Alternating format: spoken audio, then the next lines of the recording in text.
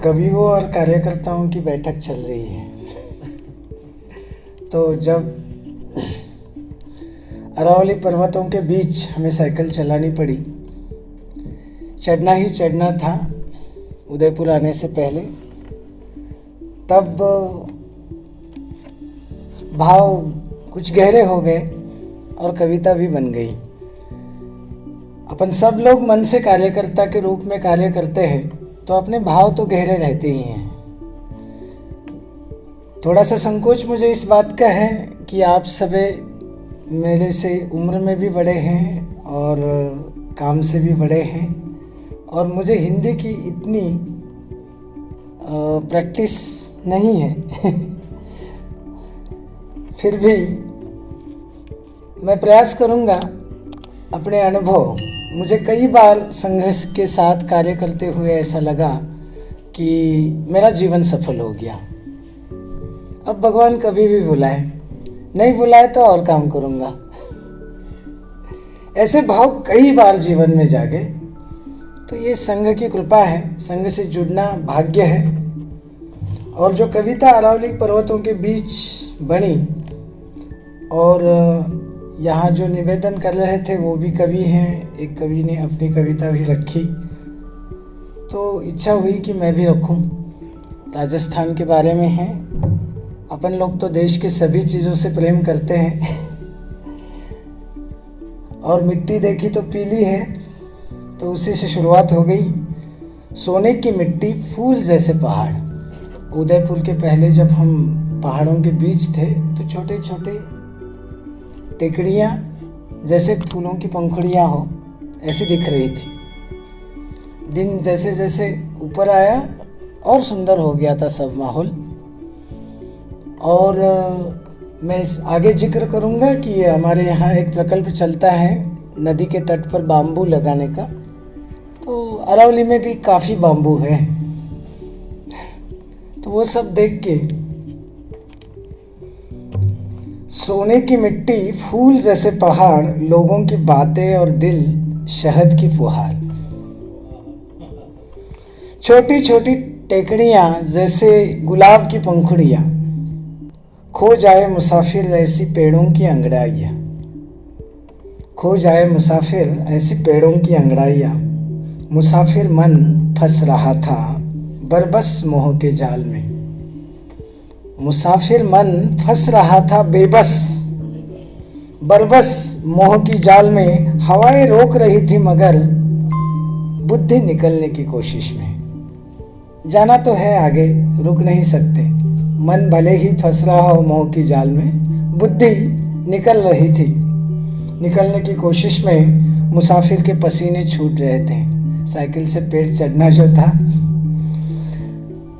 निकलने की कोशिश में मुसाफिर के पेट पसीने छूट रहे थे। जैसे जैसे पिघलते गए वैसे वैसे महक रहे थे। फूलों के साथ रहकर फूलों जैसे बनते गए। महकने की बात आ गई तो फूलों की बात आ गई। लेकिन याद रहे, ये फूल फूल नहीं पहाड़ी हैं, ये याद रहे। फूलों के साथ रहकर फूलों जैसे बनते गए। ये फूल फूल नहीं पहाड़ी हैं, ये याद रहे। पहाड़ चट्टान जैसे मजबूत होते हैं, वैसे हमारा शरीर भी मजबूत हो रहा था कोशिश के साथ। हाथ और पाँव के जो मांसपेशियां हैं एकदम दृढ़ सी हो गई थी। तो वही लाइनें हैं। हल्दी घाटी का शेर घूमा होगा यहीं कहीं। हल्दी घाटी का शेर घूमा होगा यहीं कहीं। उसकी यादें उसके हौसले जिंदा है अभी मरे नहीं। उसकी यादें उसके हौसले जिंदा है अभी मरे नहीं। तो इसलिए कह रहा था कि कैसी भी परिस्थितियां आए, शुरुआती से बात हो रही थी कि अपने हौसले कभी मरते नहीं। और काम इतना बड़ा है, आप सब जानते हैं, मुझसे ज़्यादा भी जानते हैं। मैं अपने यहाँ के भी अनुभव कुछ बताऊंगा और साइकिलिंग के अनुभव भी बताऊंगा। जैसे ये गतिविधि बनी तभी से विभाग संयोजक का दायित्व आया था, और उसके बाद पर्यावरण के लिए कैसे काम करना, इसका एक बन गया था व्यवहार की समाज में मिलकर, समाज को जोड़कर, समाज से जुड़कर काम करना है। तो हर काम ऐसे शुरू हुआ, कोई एक छोटी सी पोस्ट फेसबुक पे या व्हाट्सएप पे डाल दी, ऐसी ऐसी विचार है, ऐसी ऐसी योजना है, कोई जुड़ना चाहता है तो जुड़े। ऐसे होकर काफी सारी योजनाएं शुरू हो गई। 1 वर्ष के अंतराल के बाद जब हमने अपने प्रांत में ऐसी कितनी योजनाएं शुरू हुई, इसका एक लेखा जोखा बनाया तो 17 योजनाएं शुरू हुई। जैसे हमारे यहाँ बाढ़ की समस्या बहुत बड़ी है। पश्चिम महाराष्ट्र मतलब कॉटन, ब्लैक कॉटन सॉइल है और शुगर बेल्ट भी कहलाता है। नदियाँ है, कृष्णा है, वारणा है, हमेशा भरी रहती हैं। तो बाढ़ की समस्या बहुत है। तो उसके ऊपर 19 को बाढ़ तो बहुत ही भयंकर थी। हमारे घर में 7 फीट तक पानी था और उस वक्त हमारा शहर लगभग 60% पानी के नीचे था। ऐसे में सेवा का जो मेरे ऊपर महानगर कार्यवाह का दायित्व था और सब ये करने का काम भी मुझे करने का सौभाग्य मिला, तब भी मुझे लगा था कि जीवन सफल हो गया। संघ से जुड़ने से भाग्यशाली महसूस करने का एक और मौका था। तब एक अभ्यास करने वाली टोली बनी थी, कैसे क्या कुछ कर सकते हैं नदियों को ये फैलने से बचाने के लिए। उसके काफ़ी अंग हैं, मतलब शहर विकास की बात है, मिट्टी वाली बात है, ओवरऑल एनवायरनमेंट के जितने सारी समस्याएं हैं और जलवायु परिवर्तन अपन कहते हैं, वैसे कई सारी बातें हैं। लेकिन अपन अपनी जगह क्या कर सकते हैं इसका विचार किया। और नदी के तट जो हमेशा बहते हैं, तट का मिट्टी ढहकर नदी में आ जाता है, नदी और ये हो जाती है ऊपरी, उसकी लेवल ऊपर हो जाती है, पानी बहने को, बढ़ने को, शहर में फैलने को मौका मिल जाता है। तो ये ज़रूरी था कि हम तट को सुरक्षित करें। तट को सुरक्षित करना है तो ऐसी कुछ व्यवस्था करनी चाहिए जो नेचुरल हो। तट सुरक्षित होंगे तो खेती से सुरक्षित होगी, खेती सुरक्षित होगी तो किसान सुरक्षित होगा, किसान सुरक्षित होगा तो गांव सुरक्षित होंगे। जीवन यापन के लिए किसानों ने गांव नदी के तट पर ही बसाए हैं और कई गांव पानी में, जानवरों की हालत बहुत खराब। तो सब लोग आसानी से जुड़ गए। 29 संस्थाएं और 28 गांव जुड़ गए एक आवाहन पर। दोनों तट पर 2 लाइनें अगर बांबू की लगानी है, क्या बोलते हैं बांबू को यहाँ, बांस, हाँ, बांस की लगानी है तो 1 लाख वृक्ष लगने आवश्यक है। पहले ही आवाहन पर 630 किसानों ने जिम्मा ले लिया कि हमारी खेती जहाँ भी है वहाँ पे हम बांस लगाएंगे।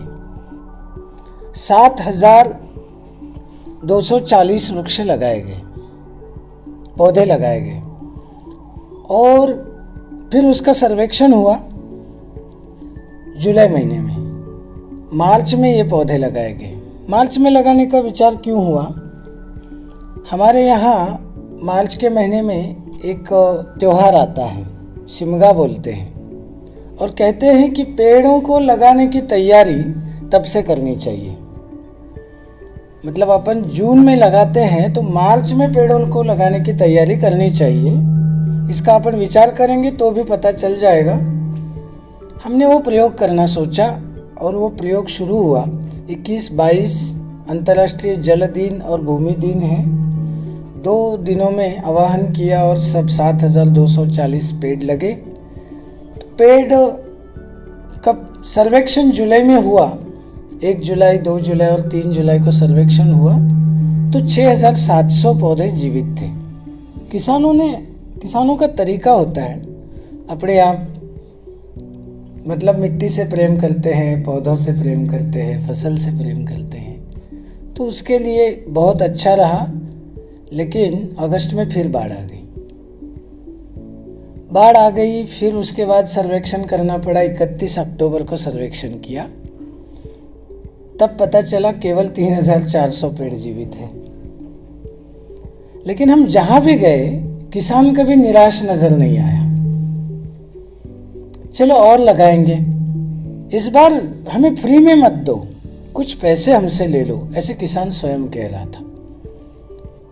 तो अपने जैसे लोगों के लिए तो ये एक बार जमीन पे उतर पर जैसे 29 संस्थाओं को जोड़ा और 28 गांवों से जुड़ गए, तो ये अनुभव आया कि अपन लोग इतने आसानी से अपने को सहाय्य करने को तैयार हैं, और सहाय्य करते हैं तो अपना भी बल बढ़ता है और करने को तैयार हो जाते हैं। और 4500 पेड़ अक्टूबर में फिर लगाए गए, फिर संख्या 7900 हो गई।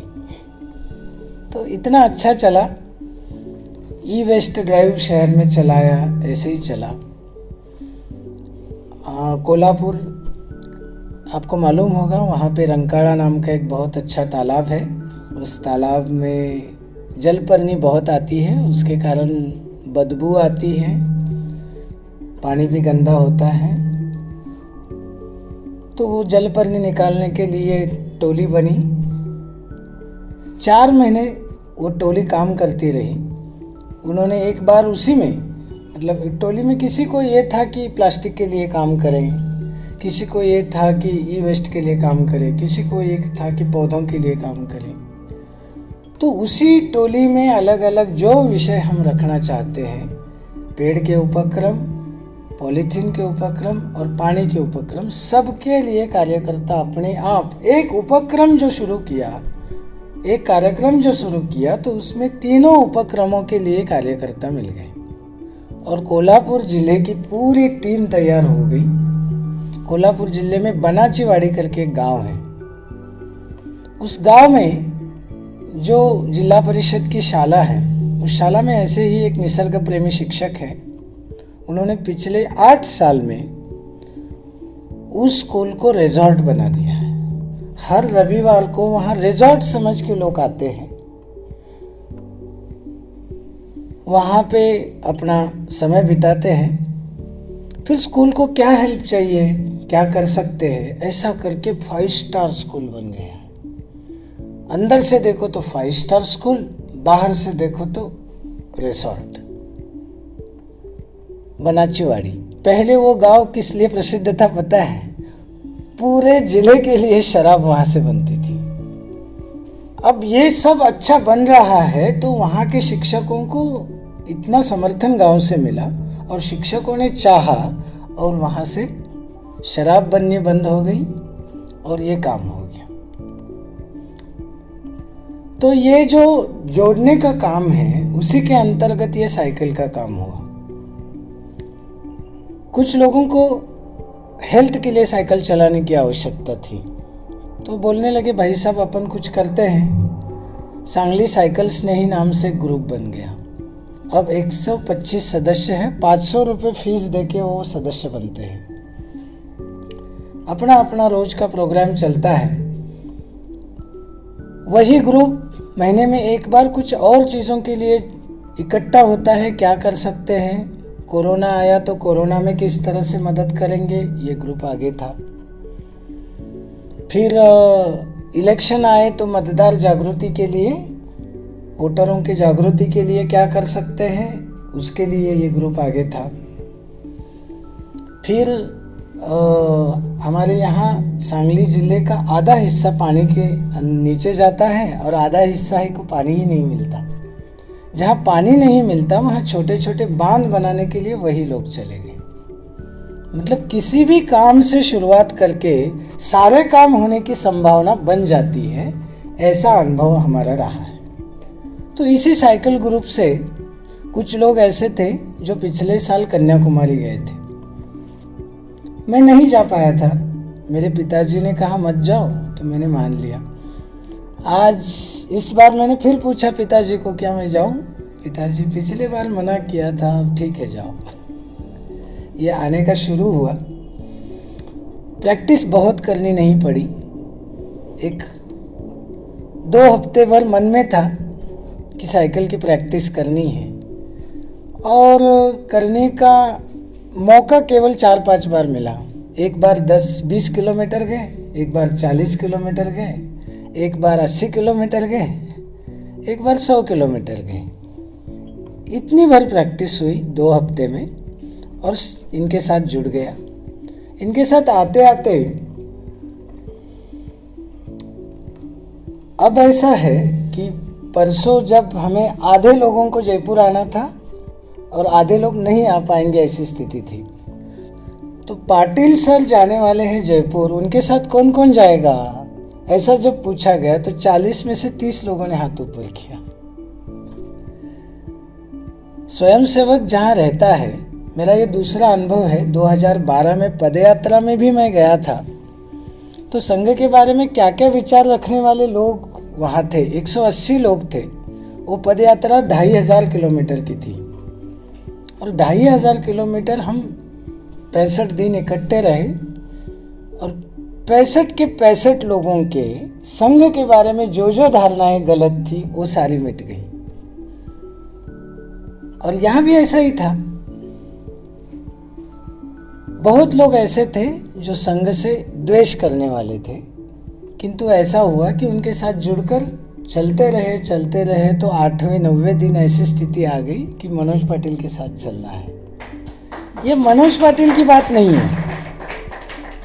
संघ ने जिस तरह से स्वयंसेवक बनाया है, कार्यकर्ता बनाया है, उसकी बात है। इसीलिए कहते हैं कि भाग्यशाली हूं कि संघ से जुड़ा हूं।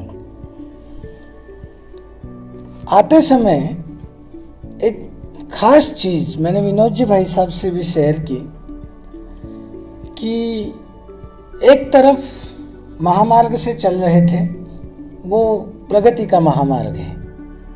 वहाँ पे इतनी शानदार सड़कें बनी हुई हैं, सिविल इंजीनियरिंग का नायाब नमूना है। मतलब हम साइकिल चलाने में कोई दिक्कत नहीं होती। फ्लाईओवर चढ़ना भी है तो उसके पहले थोड़ी सी ढलान होती है ताकि पुश मिल सके। कैसे कितना बारीकी से सोच कर रास्ते बनाए जाते हैं, इसका अनुभव हमें साइकिल चलाने पर आया। वो प्रगति का महामार्ग से केवल मार्ग नहीं था, उस मार्ग पर चलने वाली अलग अलग व्हीकल्स, बड़े बड़े ट्रक्स, वो भी एक प्रगति का साधन है। इसके अलावा हमारा पूरा जो ये कम्युनिकेशन चलता है मोबाइल के आधार पे चलता है। लोकेशन डाल दिया, उस लोकेशन पे उस समय तक पहुंचना है, वगैरह वगैरह। तो एक तरफ मैं देख रहा था कि प्रगति का महामार्ग है, प्रगति के सारी चीज़ें हैं, और दूसरी तरफ मैं देख रहा था गांव के लोग हैं जो किसी कारणवश अवश्य उनसे जुड़ते हैं। कभी रास्ता पूछते हैं, कभी कोई अलग चीज़ दिखी तो उनसे पूछते हैं कि ये क्या चीज़ है, कभी चाय के लिए रुकते हैं। तब पता चला कि एक खास चीज़ इन लोगों में है जिनके कारण हमें ताकत मिली। सबकी नजरों में यह दिखाई पड़ता है कि वो हमारे लिए तारीफ उनकी आंखों में है। इतना बड़ा काम कर रहे हैं, इतना अच्छा काम कर रहे हैं। वो सारी चीजें जो मैं बताता हूँ, 2 प्रकार के पर्चे लाया हूँ। एक वैयक्तिक घर में किस प्रकार की सोच होनी चाहिए पर्यावरण के लिए, और एक कार्यकर्ता को अपने कार्य और कार्यकर्ता के विकास का जो मॉडल है उसके वाला दूसरा पर्चा है। वो सारी चीज़ें वो समझते हैं, ऐसी बात नहीं है, लेकिन जो भी व्यक्ति अपना घर बार छोड़ के बाहर निकला है वो साधु जैसा है, ऐसा समझने का भाव हमारे देश में अभी भी है। किसी को गांव में प्रवेश करने के बाद भी पता पूछना पड़ता है कि वो स्कूल कहाँ है जहाँ हम रहने वाले हैं, तो भाई साहब सीधा उंगली करके नहीं बताते, अपने छोटे भाई को बुलाते, आजा आजा बेटा, ये साधु महाराज आए हैं, इनके साथ जाओ और उनको स्कूल दिखा के आओ।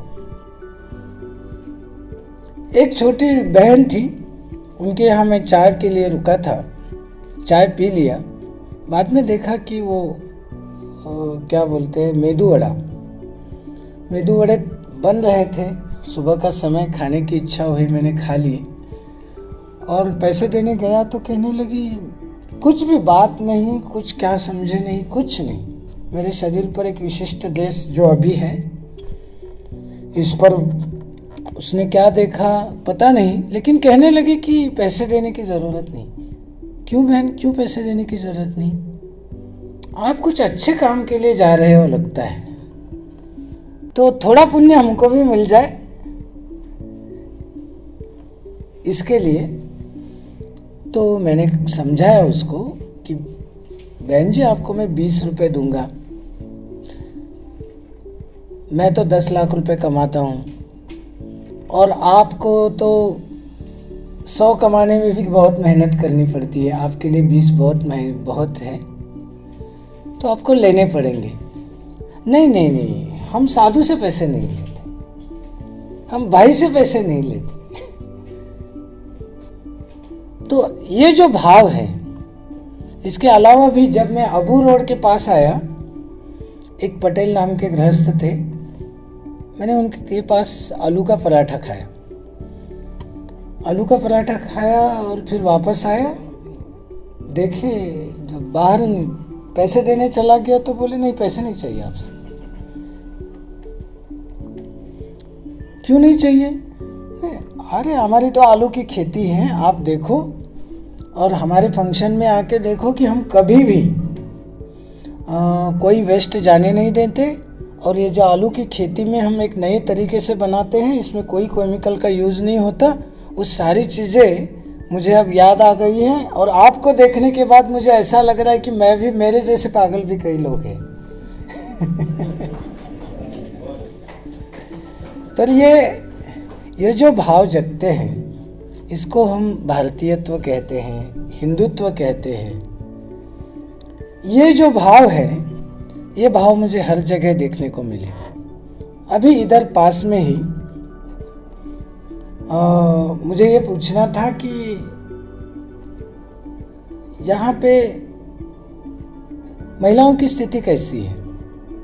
मैं इनसे भी बात कर रहा था, मुझे देख के अजीब लगा कि वो बहुत ही मतलब देखने में, वैद्य हूँ तो समझ पाता हूँ को इनको एनीमिया है उनकी मसल वेस्टिंग है, इनके प्रोटीन की कमी है, ये सारे समझ में चीज़ें आ जाती है। तो ऐसी क्यों स्थिति है? तो वो सारी चीज़ें बताकर ऐसे मतलब लज्जित हो गया। युवा था, क्या बताऊँ, ऐसे है जो मर्द है उनको दारू अधिक प्रिय है और घर चलाने के लिए महिलाओं को काम करना पड़ता है। जहाँ मैंने देखा वहाँ की स्थिति है, अन्य जगह अलग स्थिति हो सकती है, लेकिन वो जो युवा था, उस युवा को इस चीज़ के लिए लज्जा थी। मतलब ये ऐसा दिखाई पड़ता है हमारा, ये अच्छा चित्र नहीं है। कल भी एक बहुत अच्छा अनुभव आया, भाई साहब हमारे साथ थे, एक सीए लड़का। मैंने जब उसको पूछा कि आप क्या जानते हो कचरा प्रबंधन की, मतलब पर्यावरण की समस्या का हल कुछ समझ मानते हो, कुछ करते हो? उन्होंने ऐसी ऐसी बातें बताई। वो चार्टर्ड अकाउंटेंट, गणित अंक के साथ खेलने वाला लड़का, वो कार्बन फुटप्रिंट्स के बारे में हमको समझा रहा था। मतलब समाज में इतनी स्थिति अच्छी है, इसका अनुभव समाज में उतरने के बाद पता चलता है। और कल मैंने जब न्यूज़ देखने के लिए टीवी खोला, ये मोबाइल पे यूट्यूब पे न्यूज़ लगाई, तो कितनी सारी समस्या एकदम मेरे सामने आ गई। पता चला कि दिल्ली में कुछ गाइडलाइंस आई है, हम प्रवेश करने में भी दिक्कत हो जाएगी।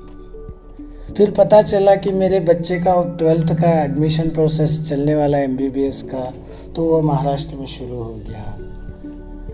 और क्या क्या, फिर पिताजी से बात हो गई, पता चला कि पिताजी कह रहे हैं घर में भी, ये क्यों गया इतने दिन, आना चाहिए था अभी तक। ये सारी चीज़ें इतनी, ये मीडिया के माध्यम से हमारे पास आई, तो पता चला कि चीज़ें वास्तविकता और ये जो जिसको हम फिक्टिशियस कहते हैं, ये माध्यम के द्वारा हमारे पास पहुंचती है, उसमें कितना अंतर है। आनंद देने वाली चीजें तो वो है जो जुड़ने पर पता चलती हैं, और केवल जानकारी की बात हो तो वो जानकारी हमें कभी कभी क्षुभित कर देती है। ज्ञान के बारे में मेरे पढ़ने में एक आया था कि सत्य जो यथावत है उसको कहते हैं, जो जैसे दिखता है वैसा कहा वो सत्य है। लेकिन कभी कभी जैसे दिखता है वैसा होता नहीं, तथ्य कुछ और ही होता है, तो पता चला कि सत्य से बड़ा तथ्य है। कभी कभी हम तथ्य को भी मानते हैं कि ऐसा तथ्य है, लेकिन तत्व कुछ और ही होता है। मतलब तथ्य मानते हैं कि ये सत्य है, नहीं नहीं इससे भी बड़ा ये तथ्य है, लेकिन तथ्य से बड़ी भी कोई चीज होती है। तत्व तो ये है, अलग है। पानी कैसे होता है? पानी का एक असंगत विचलन होता है, मालूम है ना। पानी का टेम्परेचर 4 डिग्री से ज़्यादा कम होने लगता है, तो टेम्परेचर कम होने पर ज़्यादातर कैसे होता है, किसी भी चीज़ का आकुंचन हो जाता है। लेकिन पानी 4 से 0 तक आती है तो फूलता है। असंगत विचलन, ये तत्व के रूप में हमको पता है, ये तत्व के रूप में हमें पता है। तो पता चला कि तत्व तथ्य से भी बड़ा है। अब हमको देखो, तत्व पता है, ये तत्व है, ये तत्व है, मानते हैं कि सत्य तत्व है, अहिंसा तत्व है, स्नेह तत्व है, वात्सल्य तत्व है, लेकिन उसका अनुभव कब होता है? जब प्रत्यक्ष हम उसका वो मिलता है हमको।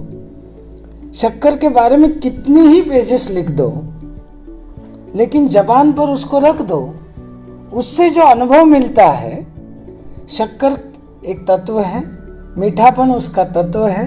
उस मीठेपन के बारे में 1000 पन्ने भी लिख दिए तो पता नहीं पता चलेगा कि नहीं चलेगा, लेकिन क्षण भर में पता चल जाएगा जबान पर रख दे तो, है कि नहीं? तो ये ज्ञान की वाली बात है। जो ज्ञानी हैं, इंफॉर्मेशन बहुत ज़्यादा रखते हैं। बहुत लोग हमको मिलते हैं, अपने को सबको मिलते हैं कि बहुत इंफॉर्मेशन, अपन तो कहते हैं झाड़ते हैं, बहुत इंफॉर्मेशन है। लेकिन इंफॉर्मेशन से काम होता है क्या? इस मोबाइल में कितना सारा इंफॉर्मेशन है। वो जो गूगल का सर्वर होगा उसमें कितना सारा इंफॉर्मेशन है। वो सारे इंफॉर्मेशन से काम नहीं होता। जब हम प्रत्यक्ष जुड़ते हैं, अनुभव करते हैं, तो आनंद बहुत आता है। शक्कर का आनंद जैसे खाने पर ही आता है, वैसे समाज में जितनी अच्छाइयाँ है, समाज में अंदर जाकर जुड़ने से ही आती है। ये अनुभव अपन काम करते हुए भी जानते हैं, समझ में आता है, और काम करने के बाद काम पूरा अपने को कितना यश मिलता है। 30% बहुत, कभी कभी तो उससे भी कम। अभी तो सारी कुर्सियां भरी हुई हैं, कह सकते हैं 100% यश मिला है। लेकिन शुभकामनाएं देने वाले सभी लोगों को हम यही कहते रहे कि हम जिस उद्देश्य से निकले हैं वो उद्देश्य पूरा हुआ तो आपकी शुभकामनाएं सफल हुई। हम ये चाहते हैं कि घर घर में पर्यावरण के बारे में चेतना जगे, घर घर में पर्यावरण के बारे में चेतना जगे। ये दिखने में असंभव सा टास्क है, लेकिन समाज से जुड़ने पर पता चलता है कि यह असंभव नहीं है। राम मंदिर के लिए अपन ने देखा है, हमारे जिले में 740 गांव हैं और 740 में से 736 गांव से शिला पूजन हुआ है। श्रद्धा का, आस्था का या फिर मानवता का, आदर्शों का कोई भी एक उदाहरण लेके हम लोगों के पास गए तो आसानी से लोग जुड़ते हैं, मुश्किल नहीं होती। तो थोड़े प्रयास करने पड़ते हैं और थोड़े प्रयास करने के लिए योजना भी बनानी पड़ती है। ऐसा अनुभव में आया, मैं अपने अनुभव बता रहा हूँ, किसी को सूचना या ज्ञान नहीं दे रहा।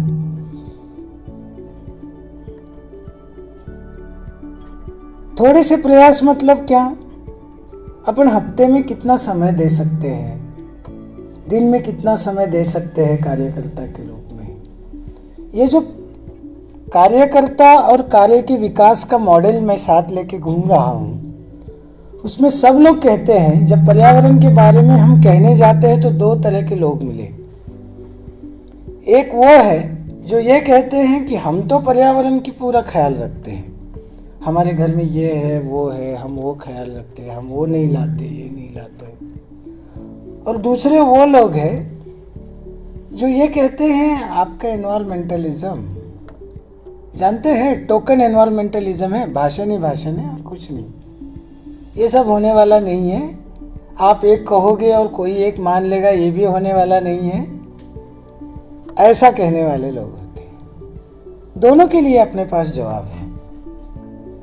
जो पहले वाले होते हैं कि हमारे घर में तो पर्यावरण के बारे में हम ख्याल रखते हैं और उसके बारे में चिंता करते हैं और ये वो चीज़ें करते हैं, तो भाई साहब इतना पर्याप्त नहीं है, ये केवल एक स्टेप है।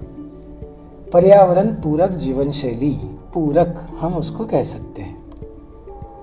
लेकिन हम पर्यावरण पूरक जीते हैं और पर्यावरण पूरक जीने से हमें देख के कोई और प्रभावित होता है और वो शैली अपनाता है। जैसे इकोब्रिक हमारे घर में रखा हुआ है, देख के कोई और इकोब्रिक बनाने लग जाता है। इकोब्रिक सब लोग जानते हैं। या फिर हमारे घर में रेन वाटर हार्वेस्टिंग है, हम बारिश का ही पानी पीते हैं और जो बचा हुआ पानी है ज़मीन में जाने देते हैं, उसके लिए व्यवस्था बनी है। हम जब सूरत में आए तो सूरत में जो अपने महानगर संयोजक थे, वो एक संयंत्र लेके आए थे,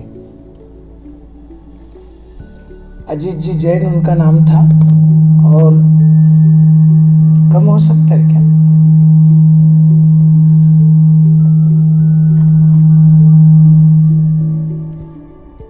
तो उन्होंने एक बताया कि क्या काम किया था पर्यावरण गतिविधि ने। तो ये पानी का जो संयंत्र है, जमीन के पानी अंदर जाने के लिए बिठाने का, बहुत सादा 1500 रुपये खर्चा आता है। सिर्फ पाइपलाइन जो ऊपर से छत से बनानी पड़ती है उसका खर्चा 3-4 हज़ार तक जाता है। लेकिन पानी नीचे जाने से दो काम हुए, उन्होंने बताया। सांगली का भी एक अनुभव है, पंचवटी करके अपार्टमेंट था। वो अपार्टमेंट जब बन रहा था 10 साल पहले, तो वो पानी की ऐसी स्थिति थी, वो स्लैब में यूज नहीं कर सकते थे, इतना खारा पानी था। लेकिन इंजीनियर ने वहाँ पे रेन वाटर हार्वेस्टिंग की व्यवस्था लगाई। जैसे पानी भरता गया, अब ऐसी स्थिति है कि वो पानी स्लैब में यूज करने के लायक तो है ही, पीने लायक भी हो गया है। मतलब जो वहाँ बोरिंग का पानी था, खारा था, उसकी क्वालिटी भी सुधर गई। हमारे बाढ़ बढ़ने के कई कारण हैं, उसमें यह है कि पानी जमीन के अंदर जाता ही नहीं, सब बहता है, बहकर सब नदी में आता है, इकट्ठा होता है, फैलता है और उसको हम बाढ़ कहते हैं। ज़्यादा से ज़्यादा पानी जमीन के अंदर जाने लायक जमीन रहे, जाने लायक व्यवस्था हम करें तो बाढ़ की समस्या कम हो सकती है। ये हमारे यहाँ दिखाई पड़ता है। तो वो संयंत्र वो लेके आए थे, उन्होंने बताया कि कितने लगे हैं, तो अभी तो 150 लगे हैं, लेकिन 1500 की डिमांड है, 1500 संयंत्र लगेंगे। सांगली में एक उपक्रम पंचतारांकित घर का हुआ था, अपने 5 स्टार होम्स पर्यावरण पूरक घर गतिविधि के माध्यम से ही पिछले वर्ष चला था। लॉकडाउन चल रहा था, 780 घर जुड़ गए उससे। उन्होंने सिर्फ संकल्प करना था 5 जून को, और दिवाली की तक उस संकल्प को पूरा करना था। दिवाली तक संकल्प पूरा हुआ, और संकल्प पूरा होने के बाद 780 में से 678 घरों के संकल्प पूरे हो गए। ये पता चला हमारे कमिश्नर साहब को। तो कमिश्नर साहब ने पूछा, आपके पास उसकी यादी है क्या, लिस्ट है क्या जिन घरों ने ये काम किया? वो तो है मेरे पास। तो हम जानते हैं उन्हें क्या करना है। वो लेके गए। फिर स्वच्छ सर्वेक्षण हुआ। स्वच्छ सर्वेक्षण में पंचतारांकित घर के रूप में, मॉडल के रूप में हमारा ही घर दिखाना था। जब वो परीक्षा के रूप में ऑनलाइन परीक्षा हो रही थी, मंत्रालय से कोई सेक्रेटरी बात कर रहे थे, देखना चाहते थे वीडियो के द्वारा, और उन्होंने देखा कि ऐसा पंचतारांकित घर है। शहर में कितने घर हैं? 678 घर हैं। बहुत अच्छा, इसके सबसे ज़्यादा गुण आपको मिलते हैं। और शहर का नंबर स्टेट में 9वां आ गया। एक चीज़, पंचतारांकित घर अपनी जो योजना अखिल भारतीय स्तर से विचार के लिए आई, सभी योजनाएं करना संभव नहीं होता, लेकिन कोई योजना के साथ करते हैं तो अच्छा सफलता मिलती है। और अब ऐसी स्थिति है कि इतनी लिस्ट देने के बाद पूरे कॉरपोरेशन में जितने अधिकारी हैं उनको लालच हो गई है कि एनजीओ के साथ जुड़े। सभी काम के लिए अब एनजीओ को बुलाने लगे हैं। और एनजीओ को बुलाने लगे, एनजीओ के पास तो बहुत अच्छे आइडियाज़ होती है, वो करते भी है। तो सरकार को ऐसा क्या करना है उसका माहौल बनाना पड़ता है, और एनजीओज घर घर में जाके काम करते हैं। तो इसी के फलस्वरूप 15 अगस्त को ई वेस्ट ड्राइव चला, और ई वेस्ट ड्राइव चला तो 7.5 टन ई वेस्ट इकट्ठा हो गया। अब ई वेस्ट ड्राइव शुरू हुआ तो प्लास्टिक का भी शुरू हुआ था। हर महीने में एनजीओज, हमारे यहाँ एक निसर्ग संवाद करके एनजीओ है, उसके साथ हम 4-5 लोग और जुड़ गए, और प्लास्टिक कलेक्शन महीने में एक बार करने का शुरू हुआ। तो महीने में आखिरी रविवार ये चलता था। 1 साल पूरा होने को है अभी दिसंबर में, मतलब पिछली बार जो हुआ 35 केंद्र बन गए। 35 केंद्रों में लोग प्लास्टिक लाके देते हैं। हर बार कम से कम 1.5 से 2 टन प्लास्टिक इकट्ठा होता है। सांगली में भी एक रिसाइकलिंग यूनिट है, प्लास्टिक से इंडस्ट्रियल ऑयल बनाने का संयंत्र लगा हुआ है, तो वहाँ पे उसका यूज़ होता है। महापालिका को इसको भी पता चल गया, तो कहने लगे कि क्या करें बताओ, या हम इसमें जोड़ना चाहते हैं। तो हमने उनके सामने प्रस्ताव रखा कि आपकी गाड़ी रोज घूमती है, तो उसके बजाय वो 3-4 दिन घूमे तो अच्छा है। एक दिन गीला कचरा इकट्ठा करें, एक दिन सूखा कचरा इकट्ठा करें, या फिर एक दिन कुछ और रह गया हो तो इकट्ठा करें, और एक दिन केवल प्लास्टिक इकट्ठा करें। बाकी के 3 दिन जहाँ सार्वजनिक स्थानों पर कूड़ा रहता है वो जमा करें, तो पूरे शहर में हफ्ते से ज़्यादा कोई कचरा नहीं बचेगा। तो वो ऐसा करने लगे। 1 महीना हो गया अभी, तो अब कहीं भी शहर में कचरा हफ्ते से ज़्यादा जमा नहीं होता, गंदगी बिल्कुल नहीं फैलती, और लोगों को आदत हो गई है कि ये गीला कचरा अलग रखना है, सूखा कचरा अलग रखना है, और प्लास्टिक अलग रखना है। सिर्फ शनिवार को केवल प्लास्टिक इकट्ठा होता है, और सरकार को अब उसके पैसे भी मिलने लगे हैं। हम जब एनजीओज करते थे तो उसके पैसे नहीं लेते थे, ट्रांसपोर्ट का बोझ उठाओ और चले जाओ, लेके जाओ हमारा माल, ऐसा हमारा था। लेकिन अब सरकार के वो भी अभी काम चल रहे हैं। लेकिन वो इसकी मज़ेदार बात ये है कि वो जो गीला कचरे से जो ये बन रहा है, खाद बन रहा है, 2 या 3 महीने में खाद बनता है। हर बार कम से कम 30 या 40 बोरी प्योर, मतलब 1 बोरी 30 किलो की समझे तो 1 टन कचरा हर महीने निकल रहा है। 1 टन खाद महापालिका का हर महीने बन रहा है। काम एनजीओ ने शुरू किया था, काम गतिविधि के एक कार्यकर्ता ने शुरू किया था, लेकिन कहाँ तक पहुँचा? अब शहर में कहीं कूड़ा नहीं होता। जो सूखा कूड़ा है उसमें जो रैक पिकर्स होते हैं उनकी ज़रूरत की चीज़ें ले लेते हैं, ले जाते हैं। गीले कचरे से ये होने लगा। तो अब 1 टन 1 महीने में कम से कम खाद बनती है और 35 रुपए किलो के पैकेट्स बनाए हैं, बेचते हैं।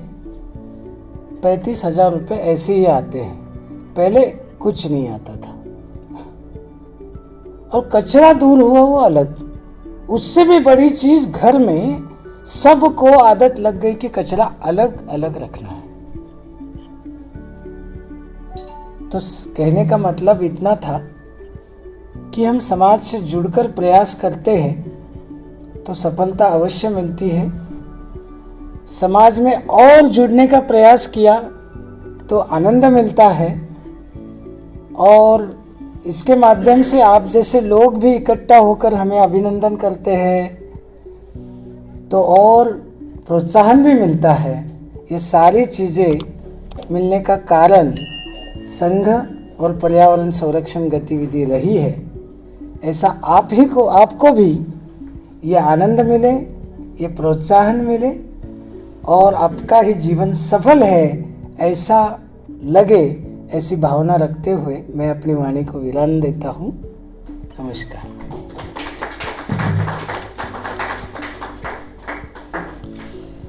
बहुत बहुत धन्यवाद आदरणीय मनोज जी भाई साहब।